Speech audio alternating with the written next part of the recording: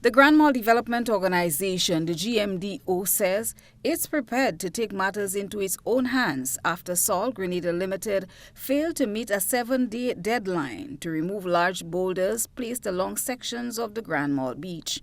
The deadline, which expired today, was set by the organization following growing frustration among residents over what they say is restricted access to the popular beach. As far as we are concerned, today is the 15th and the deadline.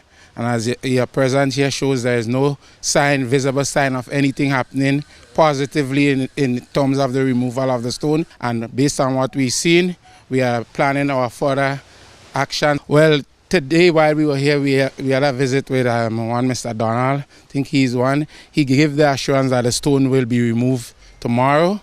So as we say, we're waiting to see. But when GBN visited the area earlier today, several GMDO members had gathered at the site, visibly upset over the lack of progress. Unfortunate that we are here making this public call for the community to come out and protest tomorrow.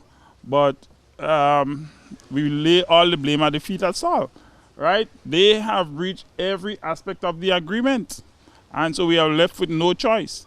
As a matter of fact, I would say they're still getting off easy, because by today, at this point, we should have been removing those boulders and just placing them at the entrance of Salt Grenada right there.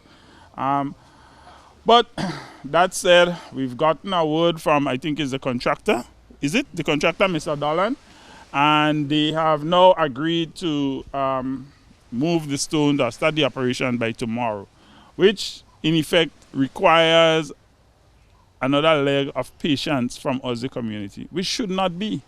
It should not be. And worse yet, my argument is that if for some reason you are going to breach the agreement, the proper thing to do, in my view, as a responsible corporation in the community, is communicate. Another resident, who is also a local contractor, told GBN that he had offered alternative solutions to the company, options that would have allowed the project to proceed without impeding public access to the beach. However, he claims those suggestions were ignored. My thing is, the wall is there. The wall could remain as a sea defense. Dig inside the wall and put up a new wall. But that was suggested to Salt, and what they're claiming is that it's an expensive venture.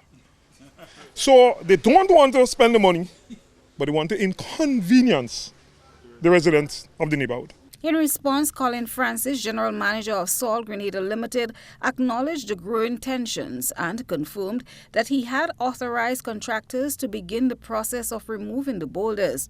However, he pointed out that the September 15th deadline was not mutually agreed upon. He said, and I quote, "It was the Grand Mall Development Organization that set the deadline. I told them I couldn't meet to the date because I wasn't sure of the extent of the machinery and the work required to remove the boulders safely," unquote. While Francis did not provide a firm timeline for completion, he assured GBN that equipment is currently being mobilized and that the company intends to follow through with the removal. While members of the Grand Mall community remain on edge, insisting that further delays will not be tolerated, GBN will continue to monitor this developing story. Christina John, GBN News.